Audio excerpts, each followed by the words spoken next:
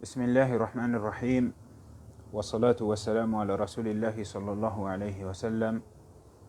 En el nombre de Allah, el misericordioso, el compasivo, que la paz y las bendiciones de Allah sean con el profeta Muhammad sallallahu alayhi wa sallam, con su familia, con sus compañeros y con todo aquel que siga su camino hasta el día del juicio final.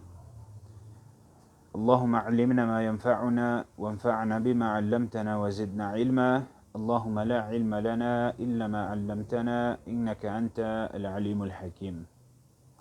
Le pido a Allah subhanahu wa ta'ala que nos permita seguir aprendiendo de todo aquello que sea beneficioso para nosotros, que nos conceda el beneficio de lo que vamos aprendiendo y que aumente nuestro conocimiento. Allahumma amin. Bienvenidos hermanos y hermanas a una breve clase más del libro de Atar al-Majalis, la fragancia de las reuniones de aprendizaje. Breves clases sobre asuntos que ningún musulmán debe ignorar.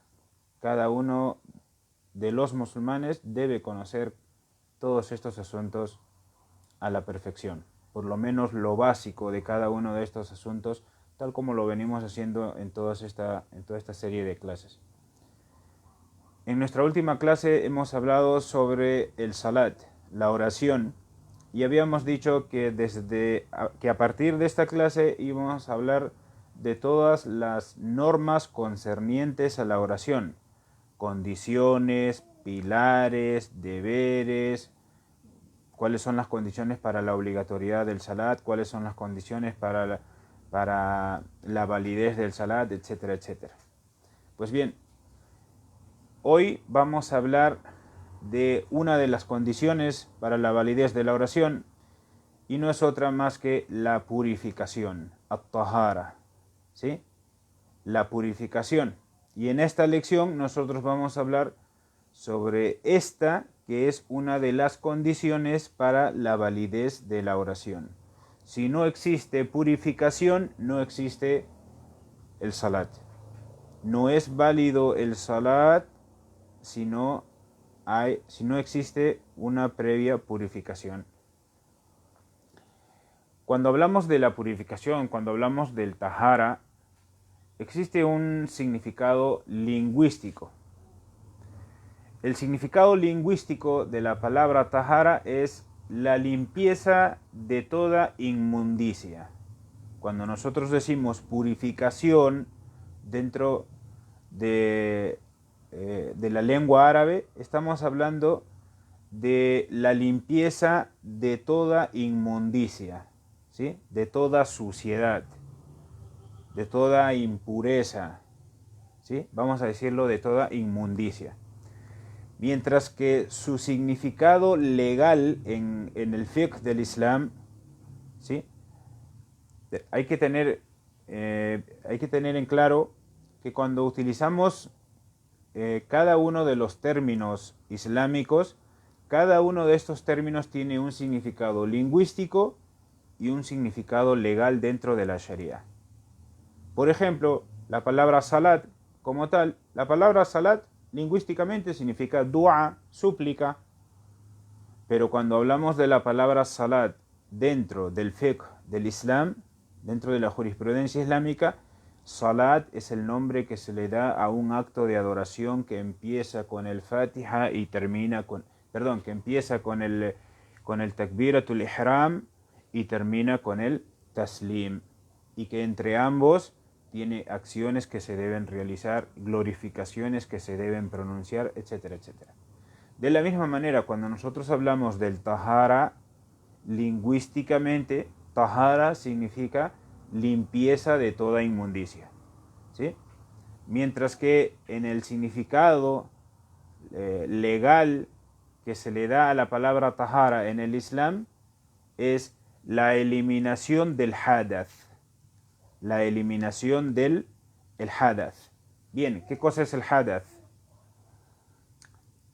Se entiende por hadath a todo suceso que suspenda la purificación ritual de la persona y de las impurezas. Repito, ¿qué se entiende por hadath? El hadath es todo suceso que suspenda la purificación ritual de la persona. Es decir, que anule la purificación, que anule el udú que una persona ha realizado, ¿sí? O que anule el gusul en ciertas circunstancias, el baño que ha tomado una persona, y que lo lleve a la necesidad de tener que renovarlo, ¿sí?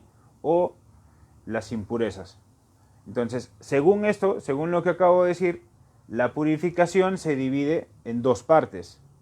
Si hemos dicho que legalmente se refiere con tahara a la eliminación de todo hadath, y hemos dicho que el hadath se entiende por hadath a todo suceso que suspenda la purificación ritual de la persona, ¿sí?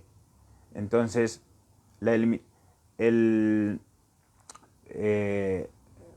lo repito una vez más para que quede claro. El significado legal de la palabra tahara en el Islam es la eliminación del hadath y de las impurezas. Y el hadath son todos aquellos sucesos que suspendan la purificación de una persona. Entonces, dicho esto, la purificación se divide en dos partes. El tahara, la purificación, se divide en dos partes. La primera de estas partes es la purificación del hadath. Ha pasado un hadath, se ha dado uno de estos sucesos que eliminan la purificación de una persona. Pues bien, la primera de las partes de la purificación es precisamente la purificación del hadath. Existe el hadath mayor y existe el hadath menor. El hadath el mayor es el que se debe o en el que se debe eliminar estos sucesos mediante el baño completo.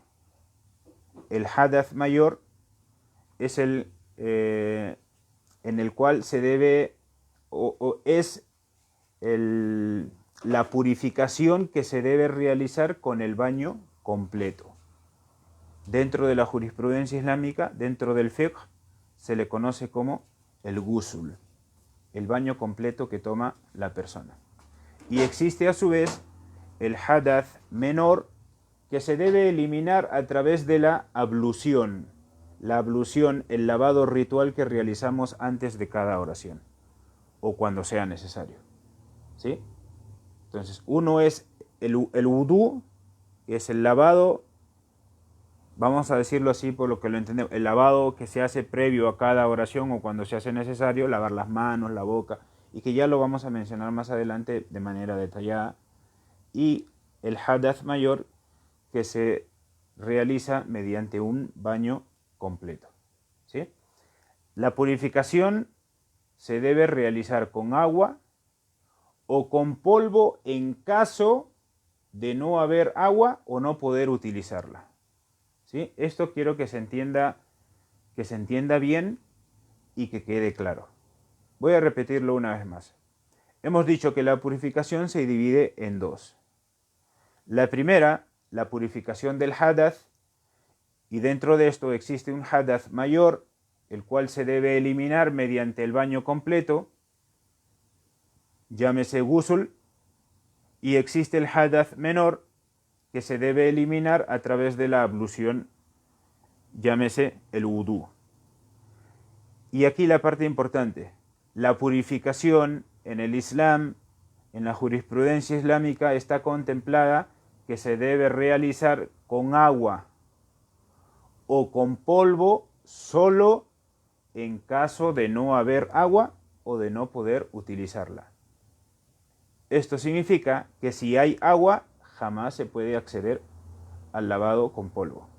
O si se puede utilizar el agua, es decir, hay agua y se puede utilizar, no hay ningún impedimento para que la persona realice la purificación con agua, no debe realizarla con polvo, ¿sí?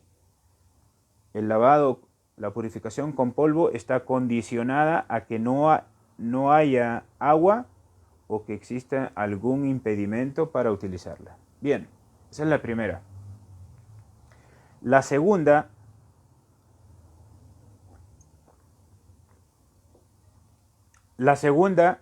es la purificación de las impurezas. En la primera se habla de la purificación del hadath, de un suceso. ¿Sí? En esta segunda estamos hablando en sí de la purificación de las impurezas como tal. Y esto consiste en eliminar todo tipo de impureza presente en el cuerpo, en la ropa o en el lugar de oración. 3 lugares de donde se debe eliminar todas las impurezas que existen. Y sobre las que el musulmán debe cerciorarse bien de que se va a purificar, o mejor dicho, que va a purificar estas tres cosas. Purificar su cuerpo, purificar su ropa y purificar el lugar donde va a realizar su oración. Una condición para la validez de la oración. ¿Sí? Ahora, dicho esto, si se elimina la suciedad o la impureza real, no hay ningún inconveniente si se hace imposible eliminar el olor o el color de la impureza. ¿Sí? No hay ningún inconveniente. Entonces, mientras se haya eliminado la suciedad o la impureza real, el color o el olor que pueda quedar es lo de menos. ¿Sí? Lo importante es que uno elimine la impureza real. ¿Sí? Vamos a decirlo así, si mi ropa se mancha de algún elemento impuro, pues yo quito la impureza real, lo lavo, y si queda una mancha después de lavarla, después de quitar la impureza, entonces no pasa nada. Y de la misma manera, si queda un leve olor, tampoco no pasa nada. Lo importante es eliminar la impureza real. No hay ningún inconveniente si es que se hace imposible, porque si se puede eliminar también el olor o el color, uno debe hacerlo, ¿sí? Pero si se hace imposible eliminar el olor o el color de la impureza, no existe ningún inconveniente, ¿sí? Entonces, estos son los dos tipos de impureza. Son los dos tipos de purificación. La purificación del hadath y la purificación de las impurezas. Impurezas reales, son impurezas que nosotros podemos ver en nuestra ropa, en nuestro cuerpo o en el lugar donde nosotros vamos a realizar nuestra oración. Mientras que en la primera, la purificación del hadath son de sucesos que se dan y que eliminan la purificación de la persona, la purificación ritual de la persona. Salida de gases, por ejemplo, no existe ninguna impureza de por medio. Tocar los genitales, por ejemplo, y así. Entonces son sucesos que se deben, sucesos que se dan y que llevan a la persona a la necesidad de renovar su purificación. Bien, entre las impurezas que se deben eliminar del cuerpo, la ropa y el lugar donde se va a realizar la oración, tenemos, por ejemplo, la orina humana, ¿sí? La orina humana, y esto está mencionado en la Sunna, ¿sí? Hay un hadith en el cual estaban reunidos el profeta sallallahu alaihi wasallam con sus compañeros y entró un beduino a la mezquita y empezó a orinar en una de las esquinas de la mezquita. Cuando los compañeros del profeta sallallahu alaihi wasallam lo vieron, algunos se alteraron. Y el profeta sallallahu alaihi wasallam les dijo: déjenlo que termine, déjenlo. Cuando el hombre terminó, el profeta sallallahu alaihi wasallam ordenó que trajesen un recipiente con agua y que arrojasen el agua donde había orinado el beduino. Entonces, de esta manera el profeta sallallahu alaihi wasallam enseñaba que hay que eliminar la orina humana. La mezquita es un lugar donde nosotros rezamos, ¿sí? Sin embargo, aún en esa situación vemos un claro ejemplo de la misericordia, la bondad, el buen trato del profeta Muhammad sallallahu alaihi wasallam. Algunos de sus compañeros estaban alterados, pero él dijo: déjenlo que termine, ¿sí? Entonces, entre las impurezas que nosotros debemos eliminar de nuestro cuerpo, nuestra ropa o el lugar de la oración, tenemos la orina humana, las heces, por ejemplo, tenemos la sangre, ¿sí? Excepto que sea poca, ¿sí? Si es poca no hay inconveniente, ¿sí? La orina y heces de animales impuros, ¿sí? Que su consumo es ilícito, su consumo es haram, ¿sí? La orina y las heces de cualquier animal impuro que su consumo se considera haram en la Sharia, ¿sí? A diferencia de igual manera, a diferencia de la orina y de las heces de los animales que su consumo se considera lícito, ¿sí? Cuando los animales, cuando el consumo de ciertos animales se considera haram, se debe sus heces y sus orinas se consideran de la misma manera impuros. Caso contrario, cuando los animales, su consumo se considera halal, entonces sus orinas y sus heces se consideran puros, se consideran limpios, ¿sí? Ahora, existen también otras impurezas, como por ejemplo la carne del animal muerto. Cuando digo carne de animal muerto, me refiero a la carne de un animal muerto por causa natural, un animal que no se le hizo el sacrificio. Murió por causa natural, encontramos un animal muerto, entonces de la misma manera su carne se considera impura. Y el animal como tal también se considera impuro, no se puede consumir eso, ¿sí? El cerdo también, el cerdo se considera impuro y además está prohibido. El perro, ¿sí? El perro también se considera impuro. El profeta sallallahu alaihi wasallam dijo: la limpieza de sus utensilios después de que lo haya lamido un perro es lavarlo 7 veces. La primera de ellas utilizando tierra. Entonces esto deja claro que el perro o por lo menos la saliva del perro es impura y el perro como tal también lo es, ¿sí? El profeta sallallahu alaihi wasallam ordenó lavar 7 veces, una de ellas con tierra, a todo recipiente que haya sido lamido por el perro. El madi y el wadi, ¿sí? Excepto que sean pequeñísimos rastros y se dificulte eliminarlas, ¿sí? El madi y el wadi son líquidos preseminales, ¿sí? Si estos líquidos emanan, entonces la persona debe purificarse, debe asearse bien, asear toda la parte íntima y luego realizar el wudú, ¿sí? A diferencia del semen como tal. El semen como tal, muchos de los sabios del Islam, la gran mayoría, incluso consideran que es puro en el sentido de que no es una impureza que se deba, es decir, que no se considera una impureza como tal. Sí lleva a la persona a la necesidad de renovar el ghusl, tener que realizar el baño completo, pero se considera puro. Y la prueba de eso está en que está mencionado en la Sunna, en que en una ocasión Aisha radiyallahu anha, la esposa del profeta sallallahu alaihi wasallam, vio rastros de semen en la ropa del profeta sallallahu alaihi wasallam seca, y lo que hizo fue rasparlo, ¿sí? Si se hubiese considerado impuro, lo habría lavado, pero no lo lavó, y el profeta sallallahu alaihi wasallam tampoco ordenó que lo lavasen.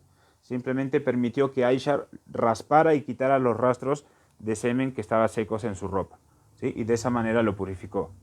Entonces, el madi y el wadi son también impurezas, repito una vez más, excepto que sean pequeñísimos rastros y se dificulte eliminarlos, ¿sí? Por otro lado, si el musulmán elimina la orina y los excrementos que emanan de los dos esfínteres, ¿sí? Entonces debe hacerlo con agua o con algún elemento sólido, como por ejemplo piedras, papel o cualquiera de sus semejantes, ¿sí? Piedra, papel o cualquiera de sus semejantes. Piedra se utilizaba en la antigüedad, hoy en día la gran mayoría utiliza papel, ¿sí? Y en caso de utilizar un material sólido como piedras o papel, debe hacerlo como mínimo 3 veces, ¿sí? Hasta asegurarse de haber eliminado por completo las impurezas, ¿sí? Tampoco no es necesario lavar los genitales cada vez que se realiza el wudú, no es necesario, ¿sí? No es necesario lavar los genitales cada vez que se realiza el wudú. ¿Por qué? Porque solo se debe hacer cuando se orina o emana algún otro fluido, como el wadi y el madi que acabo de mencionar hace un momento, ¿sí? Si es el maní, que es el semen, entonces se debe lavar los genitales y el cuerpo completo en el baño, ¿sí? Pero si no es así, no es necesario lavar los genitales cada vez que se realiza el wudú, ¿sí? Entonces, asimismo se debe lavar también la parte trasera, se debe lavar el ano antes de la salida ante la salida de excrementos, ¿sí? Esto es el istinjá. El profeta sallallahu alaihi wasallam también enseñó esto a sus compañeros. Ningún otro profeta, ningún otro mensajero enseñó a sus seguidores asuntos tan minuciosos como lo hizo el profeta Muhammad sallallahu alaihi wasallam. Por eso es que el din del Islam es un din. No solamente se preocupa por la parte espiritual de la persona, sino por todos los ámbitos de su vida. El profeta sallallahu alaihi wasallam le enseñó a sus compañeros, y estos enseñaron a los demás, cómo comportarse en todo momento, cómo comportarse en toda situación. Y el profeta sallallahu alaihi wasallam es el profeta, al ser él el último de todos los profetas y mensajeros, el sello de la profecía, y el Corán ser el último de los mensajes, era necesario que se enseñase todos los asuntos. Que el profeta sallallahu alaihi wasallam fuese tan minucioso en enseñar a sus compañeros, hasta incluso sobre cómo comportarse mientras uno realiza sus necesidades, ¿sí? Entonces todo esto es parte del istinjá, del lavado íntimo. Entonces, insisto una vez más, no es necesario lavar los genitales cada vez que se realiza el wudú, ¿sí? ¿Por qué? Porque solo se debe hacer cuando se orina o emana cualquier otro fluido que no sea el semen, porque insisto, el semen hace necesario el baño completo, ¿sí? Pero puede ser el wadi o puede ser el madi, que son líquidos preseminales, ¿sí? Y también se debe lavar el ano ante la salida de excrementos. Todo esto se conoce en el Islam como el istinjá, ¿sí? El lavado la purificación con agua, ¿sí? Porque cuando es con la purificación con elementos sólidos como la piedra o el papel, esto se conoce como el istijmar, ¿sí? Ahora, en cuanto a los gases, estos no requieren de ningún lavado. Si emanan gases, pues simplemente la persona debe renovar el wudú. Y esto es uno de los que hemos mencionado al principio como hadath. Entonces, hasta aquí vamos a llegar en nuestra breve clase del día de hoy. Lo primero que estamos mencionando, entre todas las condiciones para la validez del segundo pilar del Islam, que es el salat. La clase anterior hablamos del salat y dijimos que a partir de esta clase vamos a hablar sobre diversos asuntos que son condiciones para la validez del salat, la validez de la oración, cuándo se debe realizar la oración, cuáles son las condiciones para que el salat sea válido, cuáles son las condiciones para que el salat sea obligatorio. También todo esto los vamos a ver. El día de hoy nos quedamos con la purificación. La purificación se divide en dos: la purificación del hadath y la purificación de las impurezas. Y entre la purificación del hadath se divide en dos: el hadath mayor, que hace necesario que se renueve el ghusl, el baño completo, y el hadath menor, que hace necesario que se renueve el ghusl. Mientras que la purificación de las impurezas se debe realizar de 3 partes: purificar nuestra ropa, purificar nuestro cuerpo y purificar el lugar de la oración, ¿sí? Entonces, hasta aquí llegamos, que Allah subhanahu wa ta'ala, ya que hemos hablado de la purificación, pedimos a Allah subhanahu wa ta'ala que purifique nuestros corazones y nuestros cuerpos de toda impureza real y figurativa, ¿sí? Nos detenemos en este punto y en la próxima lección, inshallah, vamos a hablar sobre la purificación menor, sobre el wudú como tal, ¿sí? Barakallahu fikum wa jazakumullahu khairan, wassalamu alaikum wa rahmatullahi wa barakatuh. سبحانك اللهم وبحمدك أشهد أن لا إله إلا أنت نستغفرك ونتوب إليك. Saludos a todos los que van escribiendo entre los comentarios. Barakallahu fikum. Sigan conectándose a las clases cada martes, jueves y sábado a las 8 de la noche.